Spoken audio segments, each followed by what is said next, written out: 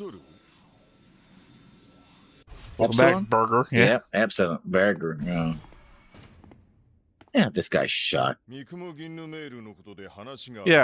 God forbid we let the guy who helped us on board. Yeah, the guy who has complete control of our system. And yet doesn't use it against us. Yet.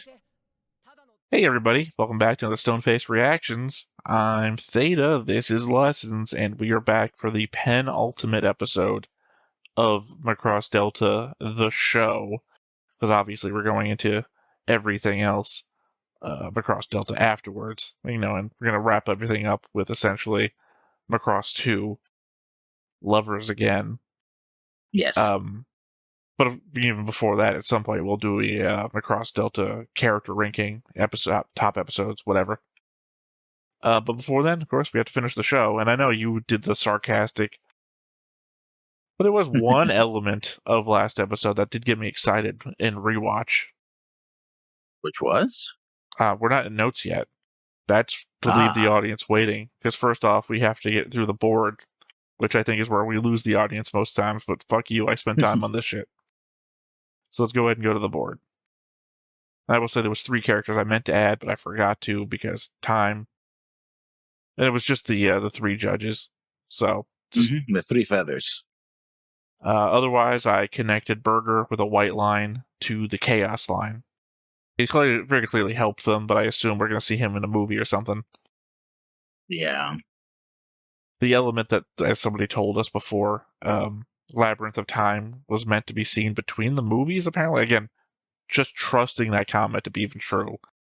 But the fact that it might have been intended to be seen between the movies implies that the first movie would just be the show, and the second movie would be more. I mean, I mentioned many times before, and people who watch the series have probably already noticed a pattern, that the movies tend to take whatever happened, well, except for Mac 7, which it's Mac 7, but most of the movies tend to take FB7, yeah. But I'm talking about the movies of Macross 7. There was one. FB7 was the only movie version of Macross 7. Yeah. No, that was in Frontier. Yes, FB7 was a movie of Macross 7. No. Well, I'm talking about I want to remind you that the thing you keep saying is a movie is like a 24-minute episode. So it's an OVA. It's not a movie. Oh, yeah. It was included, I believe, in the Frontier movie release. Like, as an extra. But it's not a movie. But the Macross 7 movie is FB7, where the Frontier characters watch Macross 7, making it the Macross 7 movie as well. Plus, Firebomber. Plus, Frontier already has its own movies, so it doesn't need to be included. Most of the movies, what they do, they recontextualize the events of the series, but they're not exactly the same, except for FB7, which is a clip show, basically, of the original series. But I don't know if that's going to do that here, though. That's interesting, because I haven't watched them, so clearly I have no idea. One would hope. Unlike when I compare to watching Super Dimension Fortress Macross, Zero, Plus, and Frontier, which I did watch.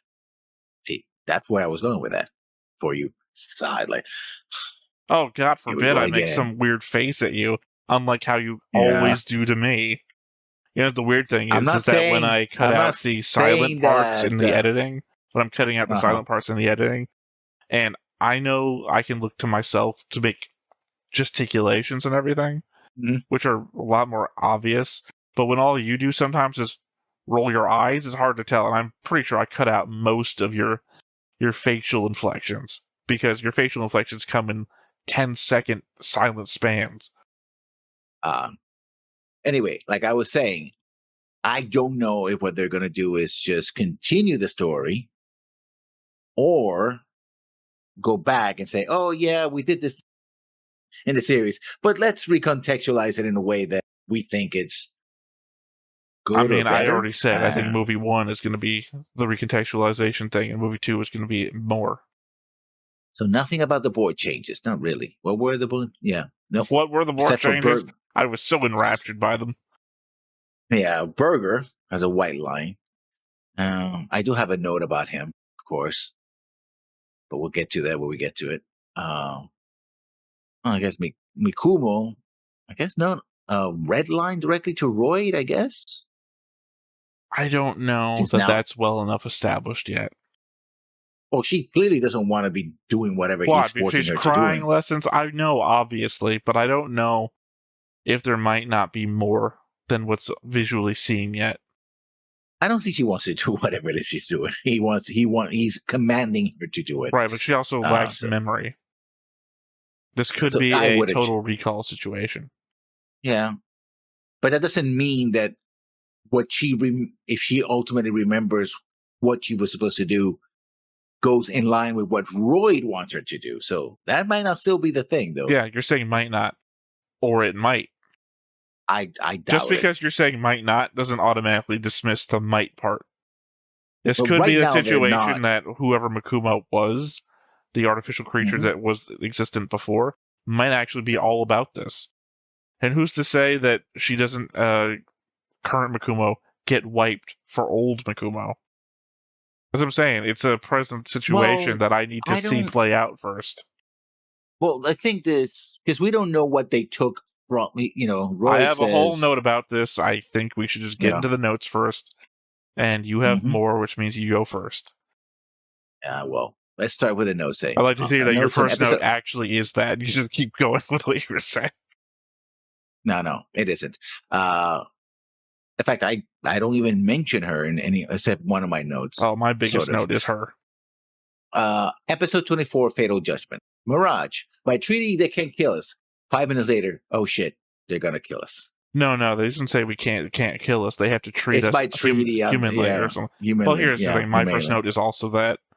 So the first mention of the Ormond Treaty, discussing the treatment of prisoners of war, a background element reminiscent of Isamu's deployment record in Macross Plus, at least in my head, as it invokes a history of unseen warfare post the end of the Space War. And yeah, I'm going to call it the Space War from now, because Space War 1 is fucking stupid.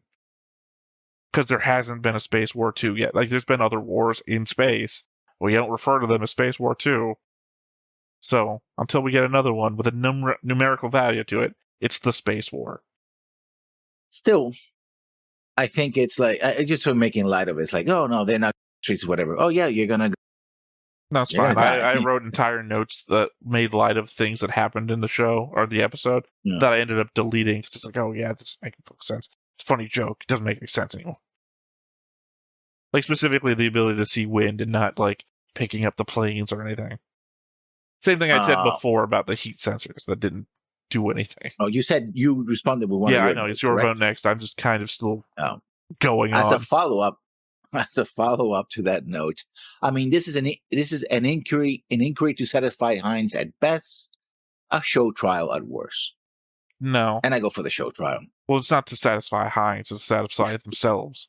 Hines is breaking the trial because they say we don't need any interrogation or anything from the defendants, and Hines is like, I'd like to talk to them anyways. So it's not to satisfy Hines. I don't think Hines wants to be here.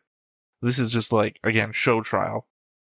Kangaroo court, one might say, but if not for the fact that they at least asked them if they were guilty of the crime they committed. Which doesn't really... No, well, I guess in Kangaroo court, you start with the fact that the person will admit. Well, they say guilty, right? You brought weapons to Windermere, you defiled Oscar. Do you not admit that you did this? And like, you did it first. And it was like, okay, that's admission. That's admission. Yeah, he admitted it, yeah. That was not the question posed before you. I mean, fair enough, though. Technically, they did do it first, if you think about it. So it's like, you're here now. He's not allowed to have an effective defense, so it doesn't really matter, right? All right, my next one. Maybe a bit of a meta note, but when assembling the board images and everything, I'd been seeing these characters named First Feather, Second Feather, etc., and I didn't give it much thought. I think maybe I expected them to be some rival group or organization. Certainly wouldn't have occurred to me that they would be judges. Yeah, but it becomes a little silly because I know the whole thing about the Windermereans is that everything has to do with birds, flying, wind, you know, when I think about wind, no, you forgot one. Well, feathers, so yeah, birds. But when I think of the wind, my first thought is, of course, say it with me, apples. You didn't go with me here. Yeah, no, I did not. I mean, I think the apples are some Adam and Eve kind of. Because when I think of, well, I guess it does actually fit into a future thought of mine. I would say when I think of birds, I think Adam and Eve, but I have a future note that it actually does fit into, ironically. To my next note. Here comes Burger, the corporate Deus Machina.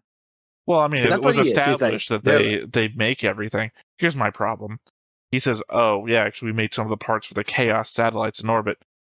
I didn't go back and recheck, but I know I brought this up last episode.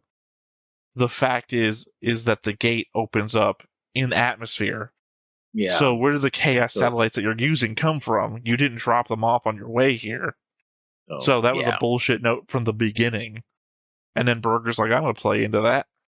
But very much was like, oh, hey, you have a problem. I'm the solution. You're like, the fuck do you... At least they question it's like, yeah, we got to check our systems. You know, they're like, yeah, we don't trust this guy. But it still was Deus Machina. It's like, oh, what's the solution? Literally, well, I mean, the solution actually, walked up to them. To be fair, this one time there was a problem, and he was the solution. Otherwise, he just showed up to them once before. No, he didn't give them a solution to anything last time. No, he literally told them everything that was happening. Well, I'm going to explain to you what exactly is happening. History lesson that of history they should already know. You know, if you show up and start like telling a history class a history lesson, you're not really helping them with anything. By the way, have you guys considered the history of singing? You mean us, the group that sings?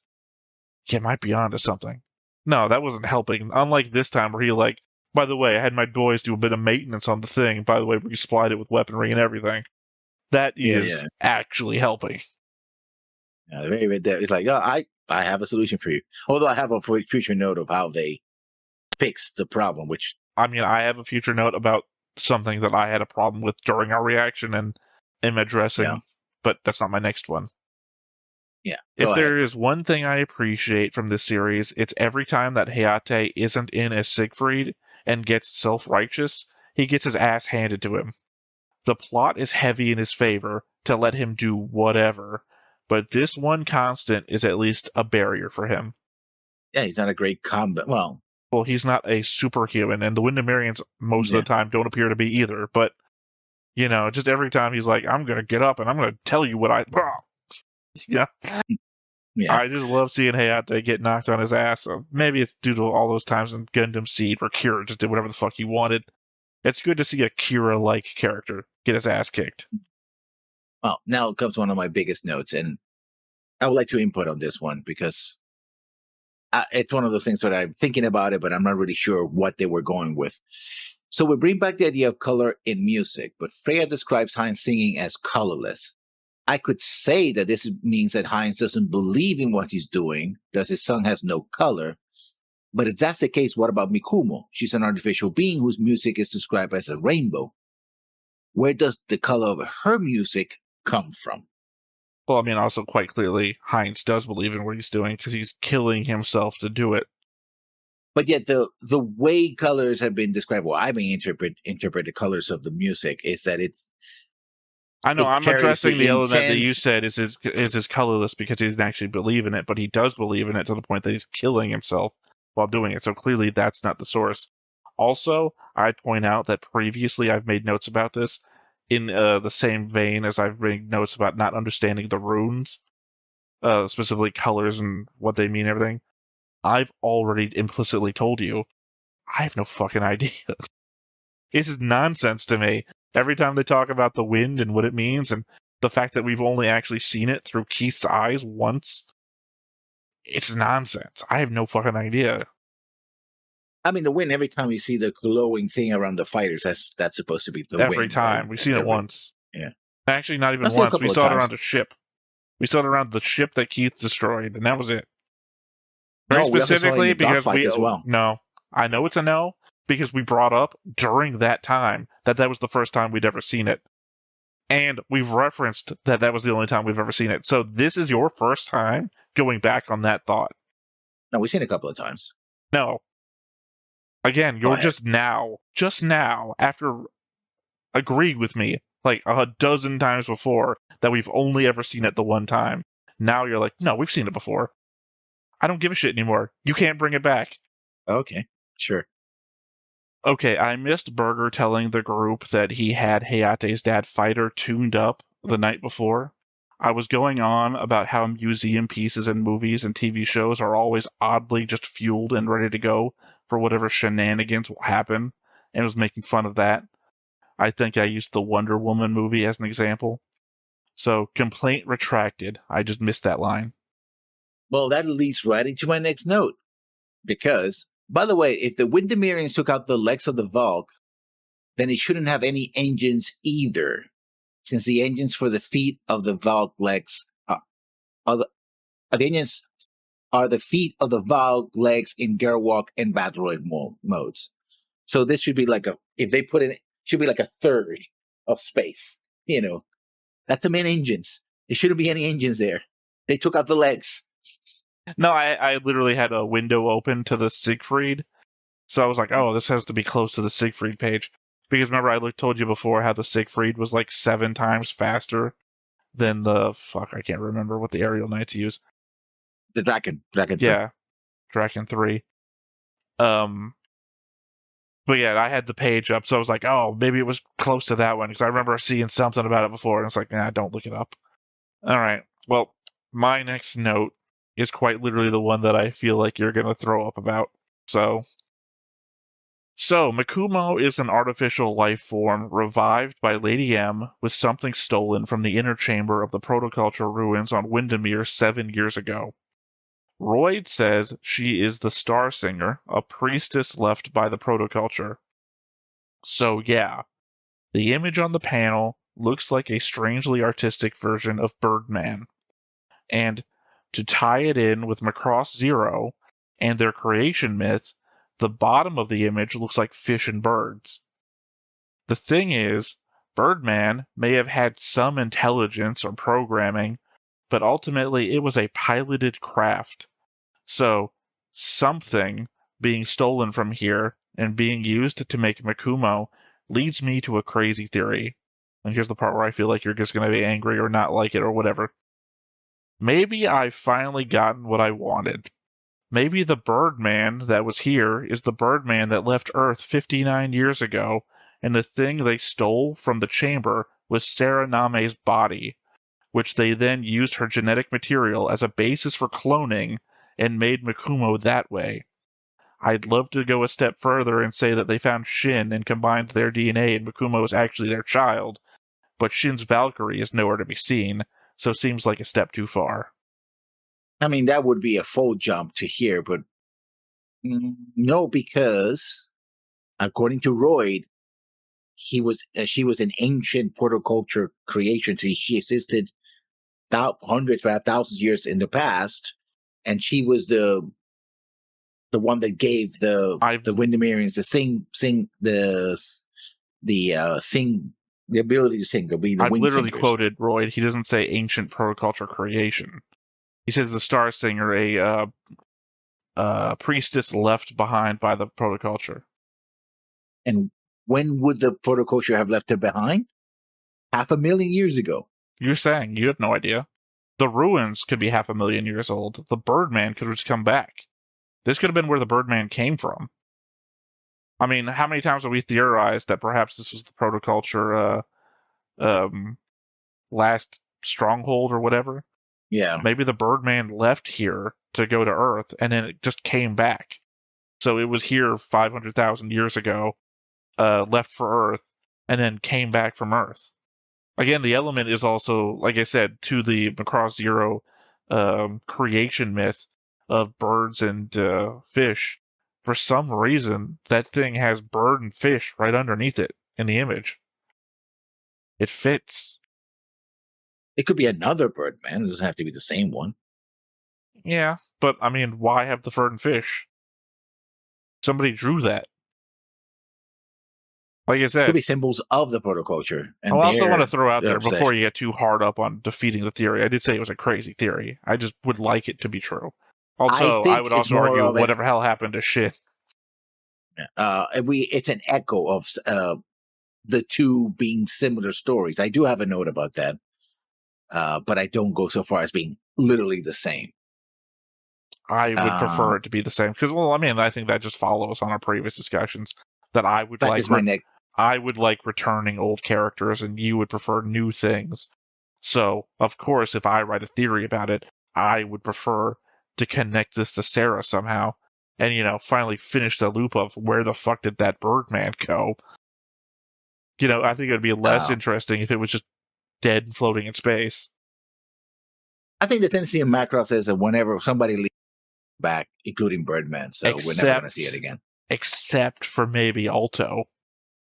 And if the connection to Lady M is actually true.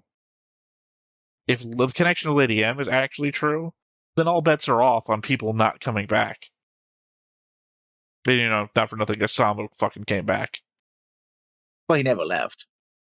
Well, technically speaking. Technically he did. He left Eden. And showed up Earth. Here. Yeah, well, he was on Earth. He never left the UN Spacey Forces. Oh, yeah, you're right. Technically, he did leave Eden to go to Earth. And then, he probably got reinstated. So he didn't fuck off of the story entirely. So then your precedent of characters disappearing at the end of their shows also doesn't apply, because Isamu didn't. Yeah, but everyone else has up to this point. Okay, well, still, Lady M being the exception then. If we don't know Lady M. We haven't. If our theory is true, the fucking thing I would hate the most if that was Myung, and it's just both characters from Macross Plus just fucking came back. But this leads to my next note, which is doesn't have your extra steps, but it's in the vein of what you said. Well, it's not extra Mikuma steps. Was remade. Yes, it is. No, was all right, well, you pause. I was trying to say it before you started saying it's not extra steps because it was the point. I wrote everything in the beginning to get to where I was going. So it's not extra steps. It's literally the road there. Let's say it's an exit ramp then. So Mikuma was revived from the original Star Singer, using her DNA perhaps? At some point, perhaps because the Star Singer passed her genes to the Wildermirians, they acquired the power of the Wind Singers. Sounds an awful lot like what happened in Mayan Island with Birdman and the Noma family. I thought you were going to say it sounded a lot like that one Alien movie where the engineer dissolves into the water. Yeah, no. Because my original thought, well, my second thought, see, the thing is, when I wrote my note, my off-ramp, if you were fucking want to call it, is I actually had written a couple of crazy theories, and then I realized I only had two, and I deleted the first one, which was the element of maybe they just found Birdman. And you remember in Across Zero, Birdman was leaking fluids. And then maybe they took the fluids and cloned a human, like, that way. It was, like, not just some random leaky fluid. It was, like, genetic material. That could work. Or it could be, again, another Birdman. We know that would necessarily be uniquely. You're so hung up on that fucking thing. All I said was the one in Macross Zero was leaking fluid. I never said it still had to be the same one. If one Birdman leaks fluid, the other one could leak fluid. If one is a biological material, then the other one could be biological material. If Serename is here, it could be a clone of Serename. To your next note, then. Makumo's visions seem to denote she has flashes of memories from before her revival, which would stand against my crazy theory above, but would also kind of make her like a Windermere Sarah regardless. The inheritor of a specific bloodline from the protoculture that empowered their singing. Though Sarah's was able to connect to nature and heal it, Makumo's does other things. Well, she connects to, Sarah literally revived nature from the dead. Yeah, but my implication of that was that she was activating the power of the Birdman, and it was the one that was reviving. Sure, but that was your implication. That's not my reality. And Makuma's kind of doing the same thing. She's activating protoculture technology, or opening gates, or whatever it is that it's supposed to be doing. I think we've already established well enough in Macross history that the music is a force of its own. seemed like Berger kind of agreed with that too, that it's not dependent on technology. No, well, I think it is pretty much. No, well, I think the establishment now is that music is the key to activate this type of technology. No, music is the key to activate protoculture technology, but is not the end-all, be-all of what music can do. 7. Not even that. Like I said, Macross 0, your indication is that you think Birdman is doing it. My indication is not so. Birdman's body is on a carrier way off in the water somewhere. Its head is buried beneath the water, where it shouldn't even be able to hear this, let alone it only activates when Mao gets close to it. So Sarah singing in the middle of the woods and distant into the forest shouldn't be activating that technology. These people have to get on the ruins to sing to the protocultural ruins to activate them. They don't sing to them from halfway across the island. Even the ruins on Ragna, they had to dive into the water and sing in front of it. So why would they do that, and yet Birdman's head can activate from halfway across the island, underwater? I think evidence is against you. To your next note, then. No, I read mine. You didn't have one yet. No, I answered your note with my moan, which was So Mikumo was remade, revived. Because that was my note.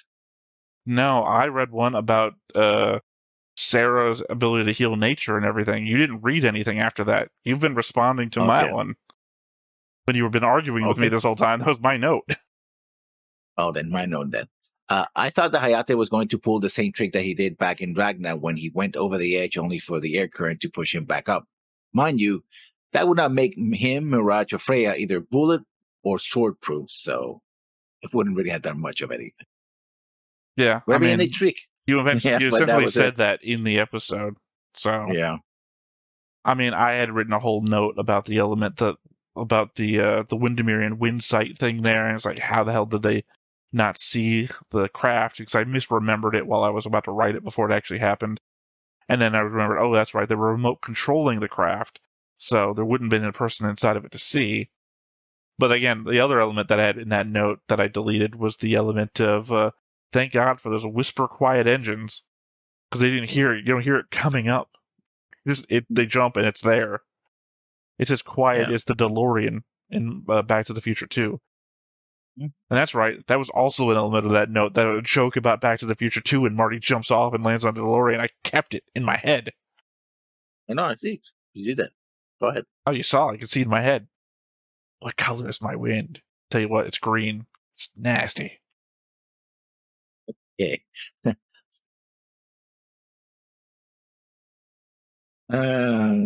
All right. Freya read in a storybook as a child how a bad person who opposed the king was thrown into a pit that led straight to hell.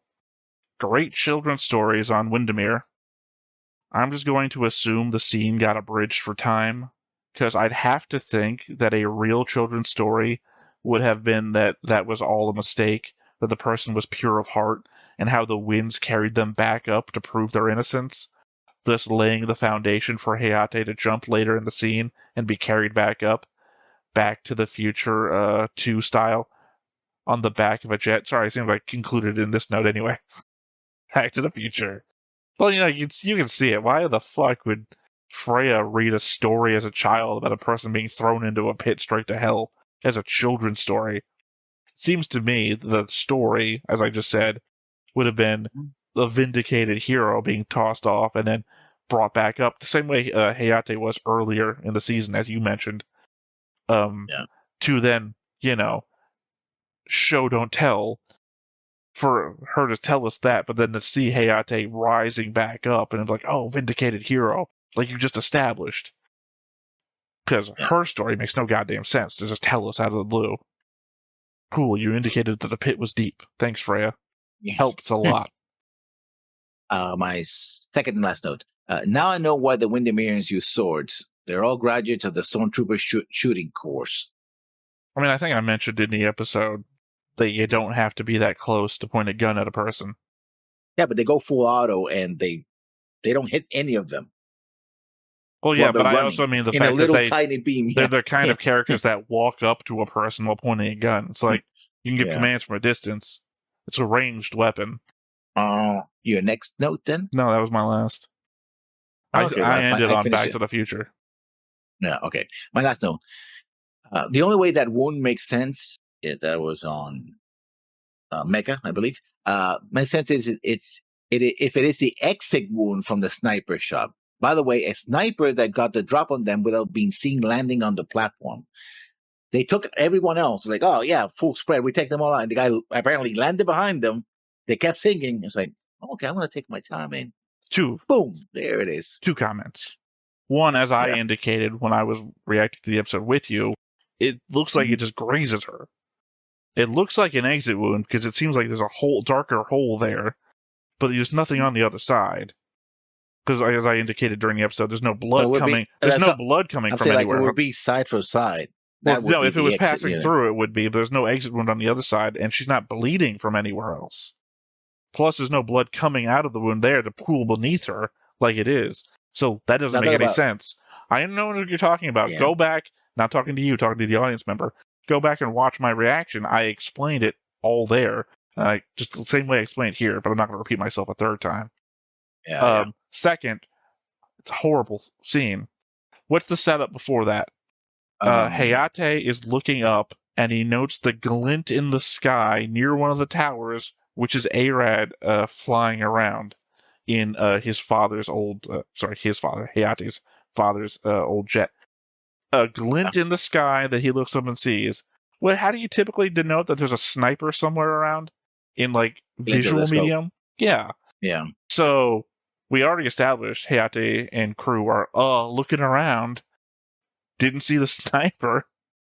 No, and they got us. And moments before, these guys in windsuits come in and they take them out with the drones. Like, and she says, "Clean sweep. Look behind you, see if somebody else landed as well. This is a big structure, But I guess not. I mean, I'm glad a sniper was actually successful once in these goddamn shows. How many times have I pointed out one sniper would have won everything? We got Shiro, an 8th MS team, just asleep in his walking mobile soup, and it's like, mobile soup. Well, he will be soup, and then once the sniper's done with him. Yeah.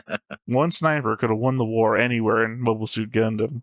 It's just like, glad one guy got a shot. I was going to have more notes about how it's supposed to bring tension in the last moment, but it kind of feels hollow, but I left it at that. I was like... Well, I mean, also, not for nothing, they evac her, so... And so they failed. They went off planet too, I guess, so, yeah. In that gate that they opened. Oh, wait, what?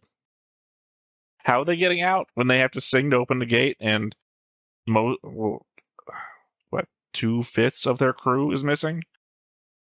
Or not missing, just down and out. So they can't be flying away. They gotta be just flying somewhere else on Windermere. Except don't we see them on the ship at the end?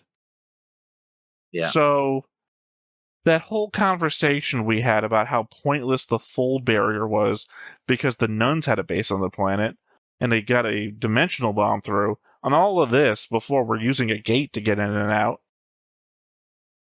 This whole, they don't explain episode, when that thing came up, because if that came up after the war started and they won their independence, that makes sense. But if it was always there... Nope, they mentioned it in episode 1 or 2, where we're talking about the barrier around Windermere. No, they mentioned the barrier around Windermere before we ever start getting into protocultural ruins and everything. And the protocultural ruin is the thing that activates the gate to get there. So it's halfway through the show that we get the protocultural ruins doing stuff. So that would imply that the Windermere has never left the planet. How Burger also goes in and out of the planet, because he comes in out all the time, no problem. Yeah. When we were having this argument before where I was indicating that whole episode was pointless, going to Elfheim to go through the gate, because obviously people go to Windermere normally all the time anyway. That was your final breakdown of maybe I'm wrong. Burger goes to that planet all the time. And by maybe I'm wrong, that was your self-inflection. Maybe you're wrong.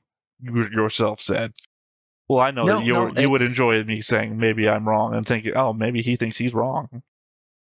It would satisfy every weird look you've given me. Anyway, those were my notes. All right. I guess that said, let's hop on into it and see what the penultimate episode of the show has for us. But before we get started, make sure that you hit the like button, hit that subscribe button, comment down below to feed that algorithm. On top of all that, if you want to watch more shows like this, unfiltered, uncensored, and uncut, as well as some early access stuff, you can check it out over on the Patreon. It's just $5 a month, but hey, no pressure. There's zero pressure in order to do that. It's just a little bit of extra support, and it would be greatly appreciated.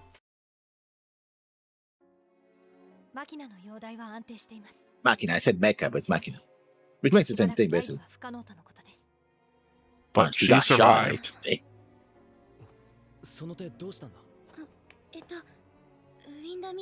Oh, she's aging. She get the white mark of age. Oh, she noticed something.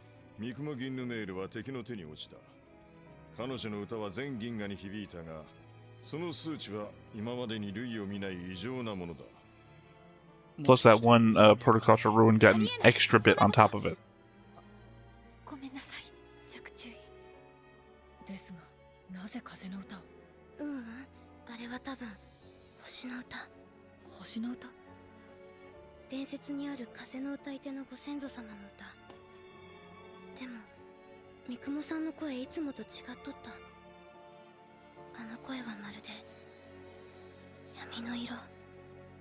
Cool, another color we don't understand. I'm not. I was going to say something that was going to be horrible that came to mind. Like, yeah, I think you added 2 extra letters to what I said. Not so much. Seemed to be the way you were taking it. I mean, I still think that implies that Heinz's song is still the better one. No. He sings with, because his song is colorless, transparent. Mm-hmm. Yeah. Imagine transparent forever. You can't. That is amazing. That is fucking, no, well, I would imagine black forever, but you know, you can imagine black forever. You can imagine any color forever. That is incredibly easy. So I once read a, I was reading a book on physics, and it covered the idea of a tesseract through a short story about people being trapped in a 4-dimensional cube. And they would open doors and through windows, and it would be like various scenes of just like anywhere. But one of them looks through a window and sees transparency forever. And it's like, yeah, try thinking about that. Try thinking about what transparency forever is, because you're going to put a color behind it, and that's going to mess you up. No, you're going to see transparency, we basically, you notice some kind of film between you and whatever you're watching. No, transparency would be no color forever, but not white.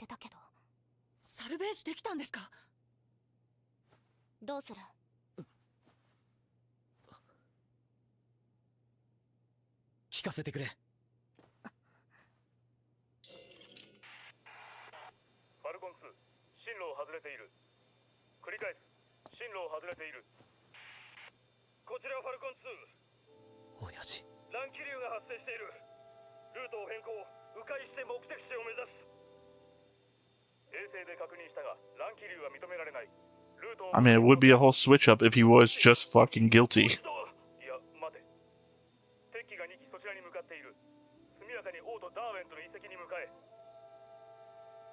He was supposed to destroy those ruins.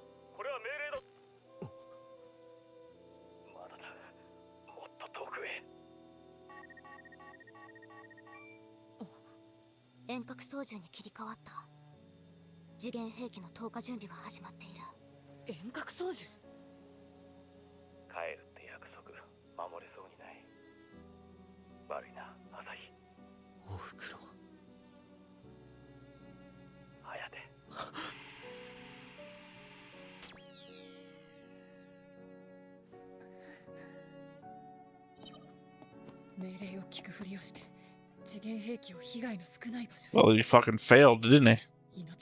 Yeah. So it was a nuns who actually.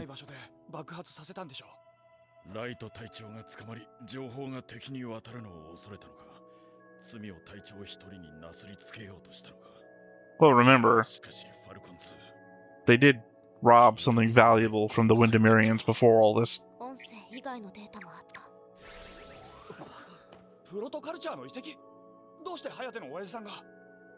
He went The to places he them. visited. 7年前、新統合軍はすでに遺跡が最終兵器ではないかと調査していた。先に謎を解明されるのを恐れて、次元兵器を。スパイだったとはな。全く。 Weird. It's like the Windermerians have been trying to tell everybody this all the time. Almost like the Windermerians are still kind of the victims. シャトルが着火を求めています。シャトル? Welcome back, Burger. Yeah. Yep, Epsilon. Burger. Yeah. Yeah, this guy's shot. Yeah. God forbid we let the guy who helped us on board. Yeah, the guy who has complete control of our system. And yet doesn't use it against us. Yet. Well, Lessons, I guess you better shoot everybody, because everybody could be a threat eventually. 7年前、新統合軍の特務諜報員がウィンダミアの地下神殿である細胞変を It was DNA, yeah. Yeah, that's what I ラ said. イト・インメルマン少佐です。どういう手段を使ってか、その細胞変はレディ M の手に渡ったようですね。まさか、それが三雲？ええ。プロトカルチャーシステムが星の歌い手に反応す Still don't know what flew into Royd's head, though. デルタ波レベルで同調し、巨大なネットワークを形成します。 Again with a vast network. そう、深い眠りと無意識状態。ある意味、死に最も近い。 As you told us 追い before. 込まれた人間は流れ込む膨大な情報に耐えきれず、自我を崩壊させる危険性も。 So it's also that other thing I said. The new sphere. 歌は兵器。やはり私の考えは正しかったようです。伝説によると、星の歌い手 Let は me introduce you to my co-conspirator, Dr. Chiba. ウィンダミア王家とそれに近い者たちのみ従わせることができるとか。三雲が敵の命令を聞いてしまうと。だとしたら。 状況によってはミクムギンヌメールの命を。そんな。 Again, you gotta realize that this episode has to establish whatever we're doing in the final episode. 星の神殿が出現した。これで全銀河に星の歌を響かせることができる。完全な出力でな。 Are we not gonna question why if the protoculture chose us, that thing is on a different planet? Wind and water, yeah. いわば安全装置ということだろう。 Yeah, but which planet represents her? 命じるのはあくまで兵器。 Without that, we can't form Captain 兵 Planet. の風の歌が星の歌い手の力を目覚めさせ、こうして我らウィンダミアのもとに呼び戻したのだ。しかしあの歌声は危険だ。そのためにプロトカルチャーは我らにルーンを与えたのだ。他の人類種よりも星の歌に対する体制は It's literally aging you to death. Yeah. ロイドに従うのだ。しかし陛下は何を Let me show you. 陛下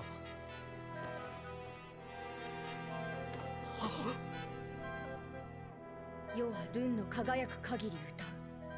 お前たちもロイドに従い、その命預けてほしい。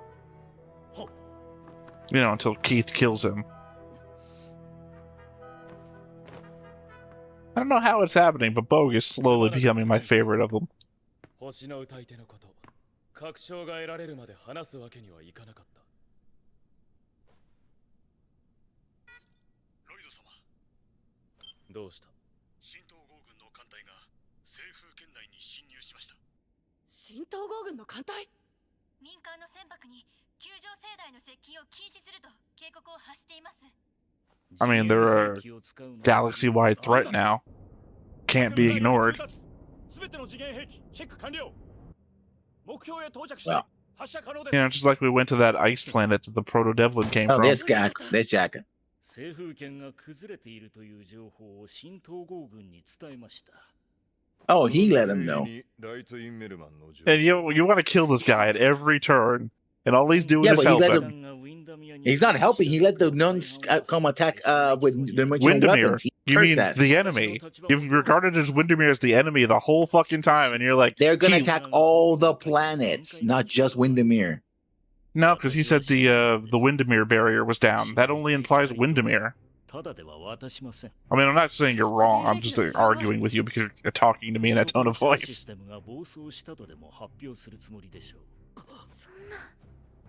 バカどもが懲りもせず。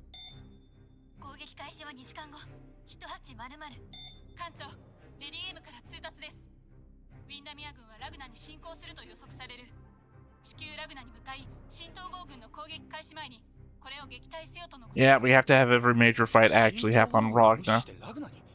なんでまた？レディエム、さすがですね。何か知っているようだな。 話は後で聞かせてもらおう。総員出撃準備。これよりラグナに。 I feel like that was only meant to piss off fans of Macross. Like he was about to say who Lady M was, and he's like, well, I'll have to wait.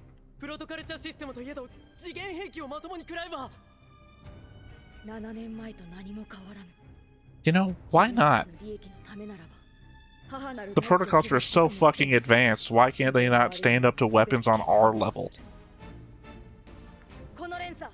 我らの翼で断ち切る。ロイド、星の歌い手はお前に任せる。はっ。キースは騎士団の指揮を。はっ。銀河系の全人類を統合政府の支配から解放する。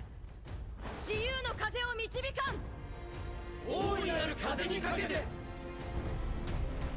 It's also funny how we like restricted reaction weapons for so long, and now we're just like all weapons free on dimensional weapons. お前のやり方を認めたわけではない。まだ何か隠しているのかもしれない。No, he is. 少なくともルンに嘘は感じない。 I'm not using my rune anymore. I'm using this glowing thing that floated in my head. 覚えているか？初めて飛んだ時のことを。どちらの方が高く早く飛べるか。 Should you jump off a cliff and then climb into it? How does this work? Think about the difficulty of Macross Plus and just going over the cliff edge with the things, and you gotta...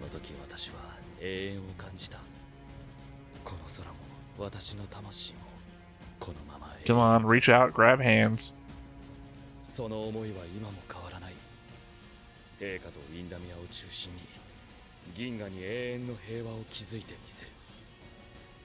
銀河などどうでもいい。 俺の魂も一瞬で燃え尽きてしまって構わない。この空を守ることができるなら。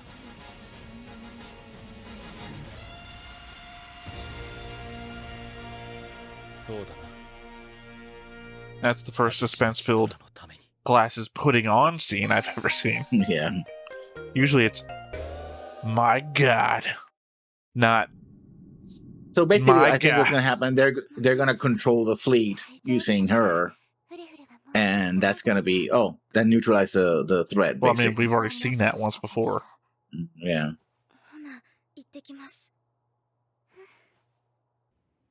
Wow, you look fucking insane.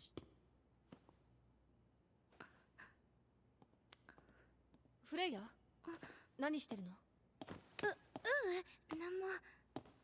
あなた。 She was legit at the scene of a battle. It's not inconceivable that she just got injured.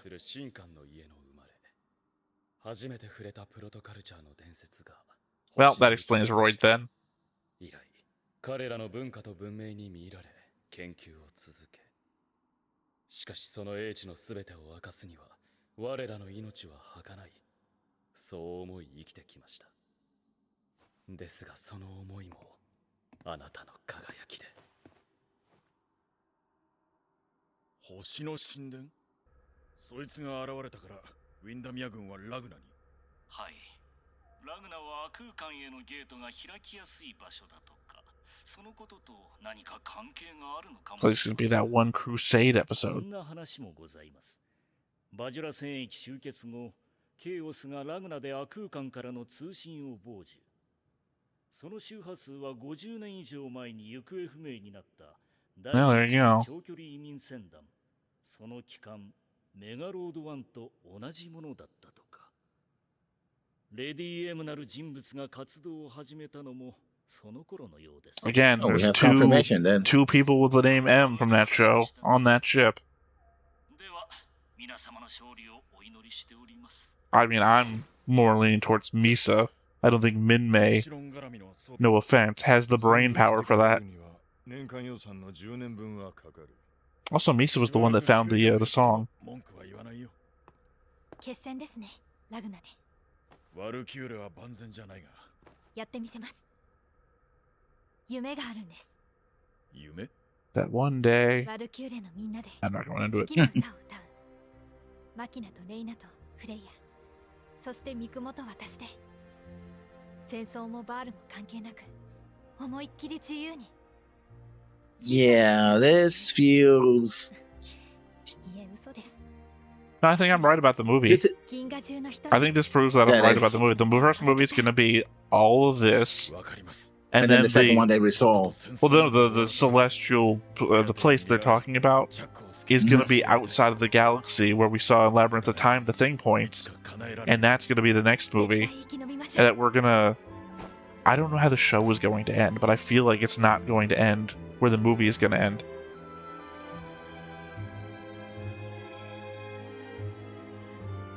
Because I feel like that's what the next episode's going to be, is they're going to go to the Celestial Temple in a race with, like, the Windemirians and whatnot.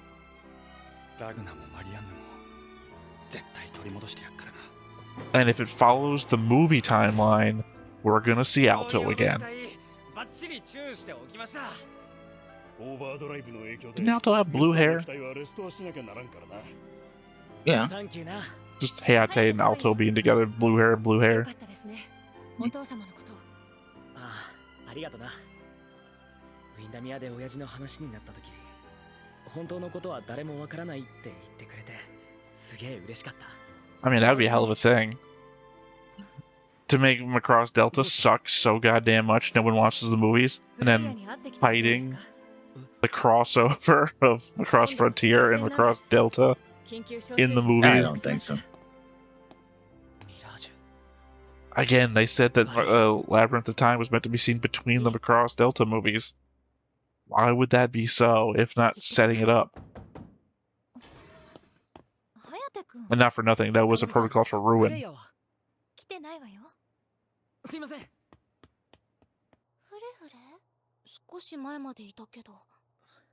Saying her goodbyes.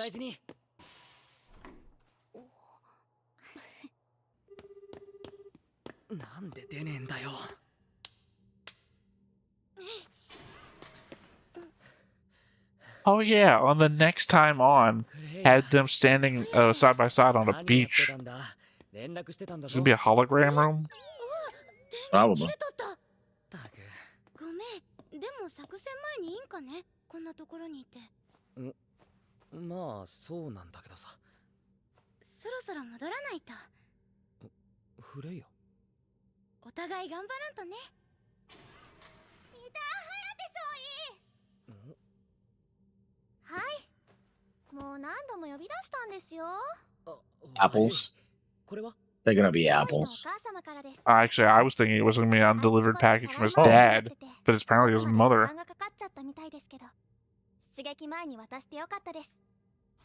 What would be fried? Oh, it's gonna be a hologram projector. The fucking beach next time on thing. They're gonna get there somehow, and we're running out of time. How the fuck are they gonna get to... Did I miss the beach episode thing? Did that happen? I think they were standing together looking at the stars. I don't know if actually it was the beach. It was the fucking beach. It was water. Like, I'd agree with you if the stars behind them were blue.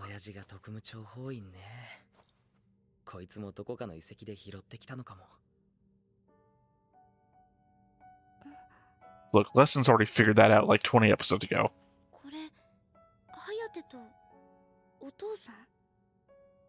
Is that Eden?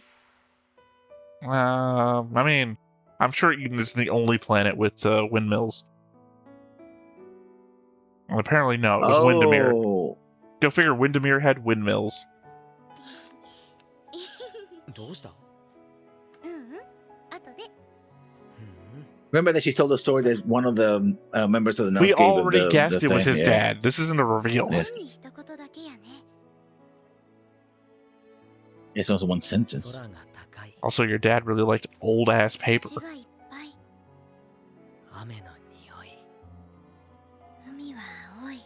And wasting money.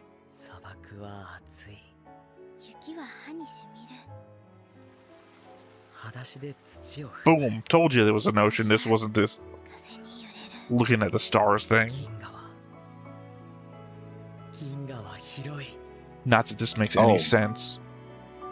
And the music you can't hear right now, but it's from Do You Remember Love? It's a piano rendition of it. No, this show is filled with other shows' music redone. Apparently, there's been a Firebomber song, not during the Firebomber scene that Burger was talking about, but there was a Firebomber, I think, Submarine Street or something. But it was also not sung by the Firebomber guys.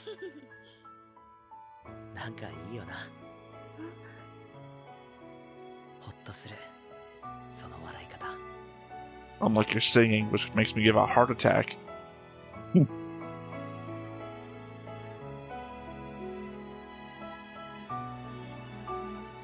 Penultimate episode. Yeah. Even Macross Delta knew that we had to get towards the action. And this one just leaves us with the looming threat of the nuns and their dimension. Yeah, I was going to be crammed in the last episode, right? To be fair, Macross Sevens was all crammed in the last episode to the point where we didn't have a resolution. We were still pulling people from the wreckage. Yeah. Only with the implication in a manga that everything was fixed and they rebuilt the ships and everything.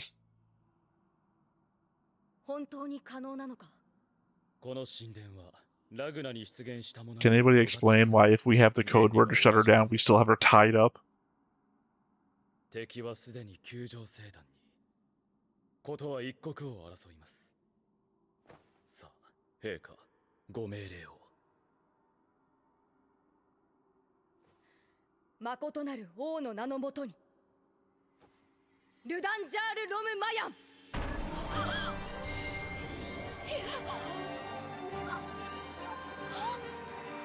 guess the Wind Singer has even more power when he says the words.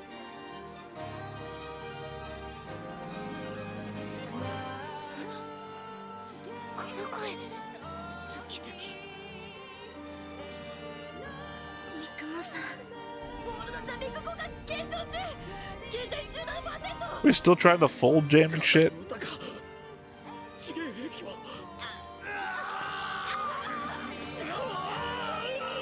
I'm not sad that this guy is. Oh, I think what's going to happen is they're going to turn the eaters on. No, they're just turning them on. Yeah, they're just turning them on right here. It would have been cooler if they had like gone to other planets and done it, but they're just blowing themselves up.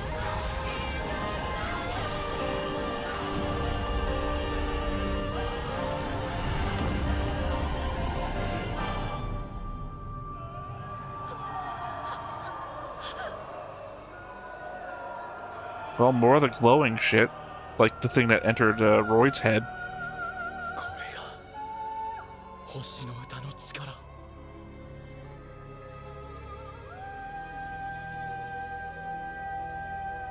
Which is... Are they supposed to be the souls of those who died? I don't think so. Why would they be here? They died out in space in literally a fold explosion, so they should be in fold space. It could be the system. I don't know.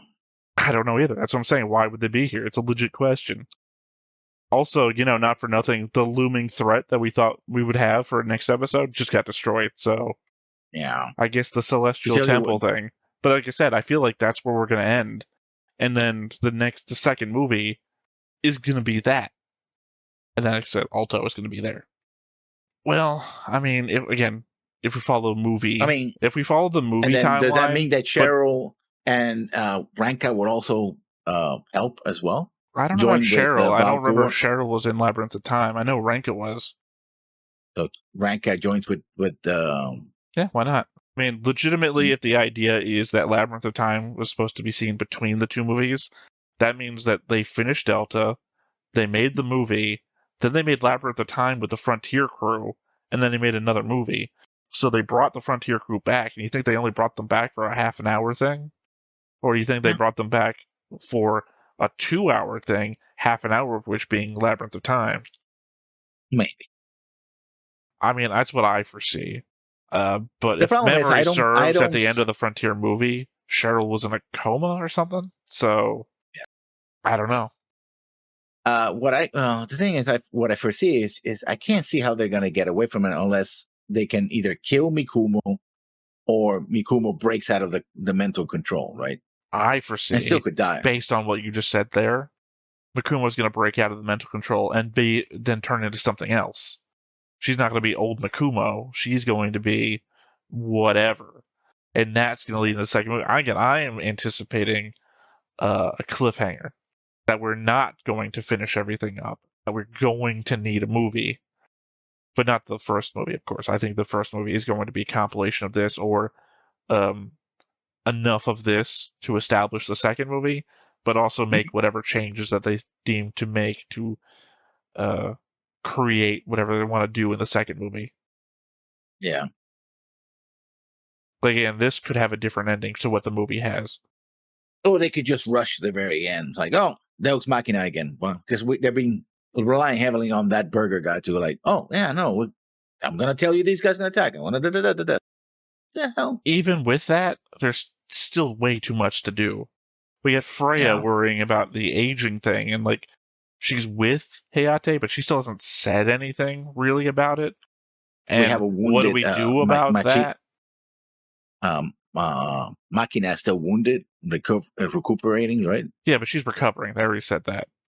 Yeah, but I mean, unless the idea is that Makino, as she, I don't remember saying her name right anymore.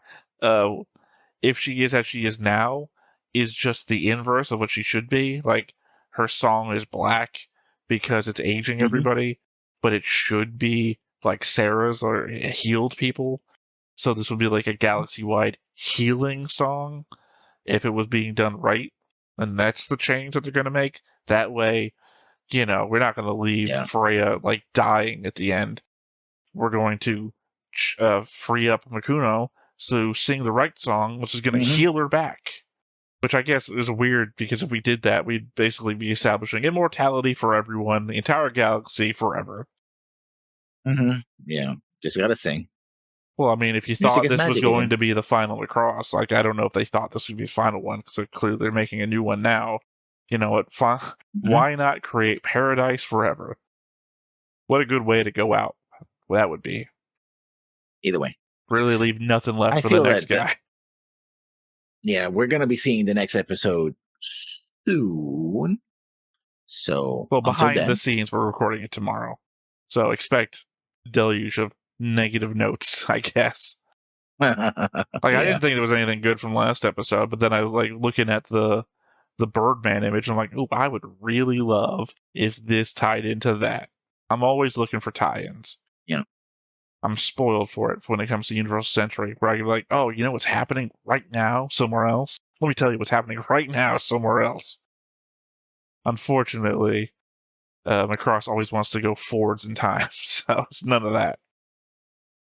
Other than the fact that Mega Road 1 sent a transmission that Chaos picked up at Ragna, and Lady M is sent. If that was true, how did Lady M have anything to do with the theft of the DNA sample from Windermere 7 years ago? Maybe not the theft, but then she got them from whoever stole them? Right? If they just first contacted them in that transmission to Rog, I don't know, it doesn't make sense that. Maybe we can get 3 different shows in the movie 2. They go to the Celestial Temple in movie 2, where we find Alto is there, carried by the Vajra, because remember, they went to a different dimension, and technically, the Celestial Temple could be in the full dimension. So, the Vajra are there, with Alto, because Alto went with the Queen, apparently, if the movie is believed. But that's also where Mega Road 1 wound up. All roads lead to Celestial Temple. Huh? Well, no, because there's more Mega Roads. Not all of them wound up to Celestial. Mega Road 1 did. Yeah. Maybe. I said all. You said all roads lead to Celestial Temple, and I'm saying no, only one. Yeah. The first Mega Road. Well, I mean, it works better as a joke because the Frontier opening animation shows us all the ships that left the planets, even though the time scale of the Frontier opening didn't make any goddamn sense because the times doesn't change, and they don't line up with a bunch of stuff. But they did show there's a bunch of other Mega Roads, like 12 of them. So there you have it. All right, well, that said, I guess that's it for today. So once again, I've been Theta, this has been Lessons, we've been Stoneface Reactions, and we will catch you next time. Bye-bye.